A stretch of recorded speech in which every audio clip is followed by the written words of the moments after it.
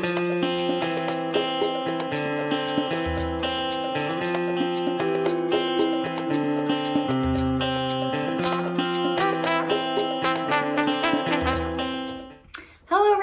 name is Aletha Sheck, and you are with Curious Classroom Adventures for another installment of Math Games. Today, we are going to start an exploration of decimals, diving into tenths and hundredths and how those are related to the fractions for tenths and hundredths in a game called Fill the Card. Let's go learn how to play.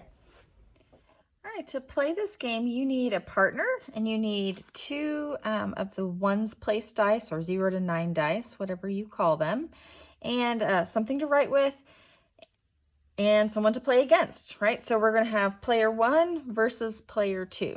So we're working with the idea of hundredths decimals today, right? And even though this says, like this is 6/10 and 7/10, we're going to be looking at the grid here, which is divided into 100 little squares, right? And we're going to model what hundredths look like.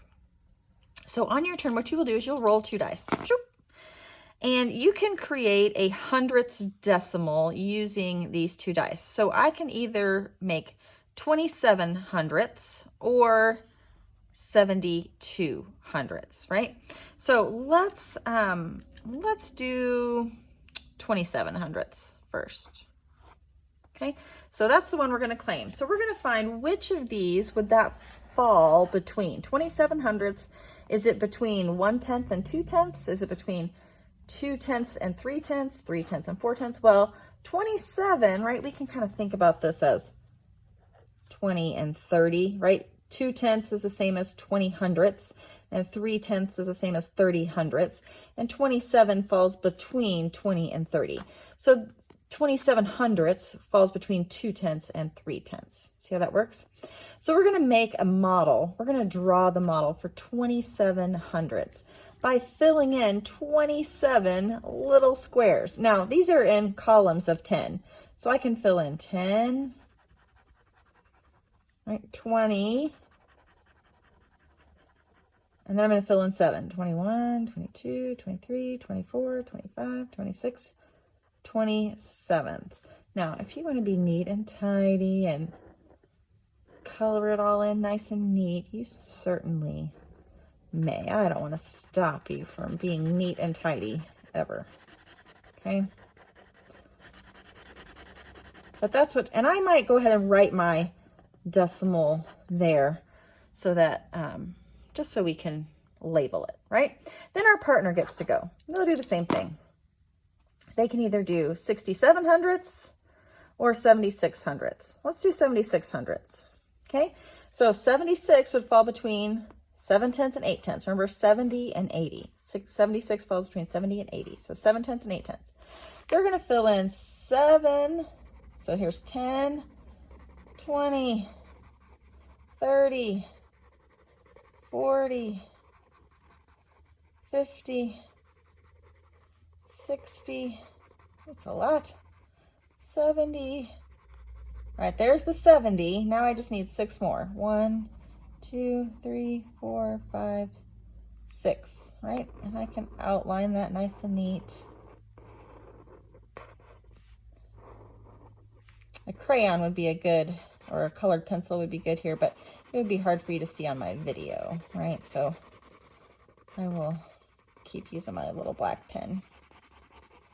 Okay, and they can record that answer here. Okay, 76 hundredths. Then that's our turn again.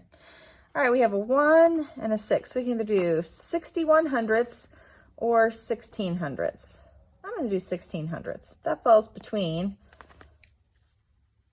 10 and 20, 1/10 and 2/10, right? So I'll fill in 1, there's 10, 11, 12, 13, 14, 15, 16. And I'll write my answer. Okay, and then it's my partner's turn.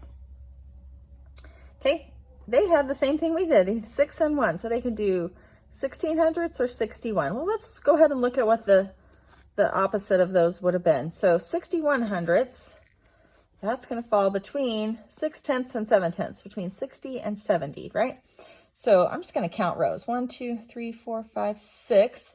So I know I need 60, all 10 of these, right? And then I just need one more of this 7th row. Okay, and then I color that in.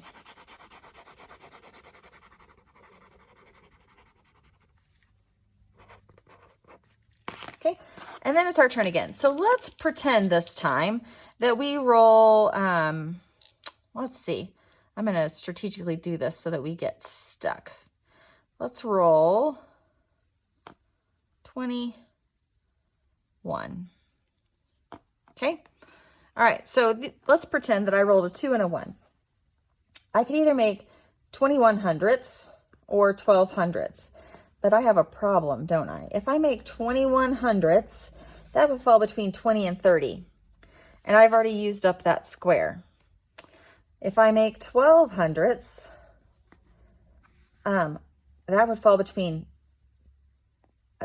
1/10 and 2/10. And I've already used up that square. Okay, what happens with that? Oh, shucks, I lose my turn. And then my partner gets to just go. So if you've already filled up both of those squares, then you lose your turn, right? And you just don't get to record one for that round. So you have to be strategic in putting the numbers in order. Like if I rolled a 7 and a 2 again, right, I would want to make sure that I used this one because I still have that space available, right? The first person to fill in all 10 of their cards here is the winner of Fill the Card. So have fun playing.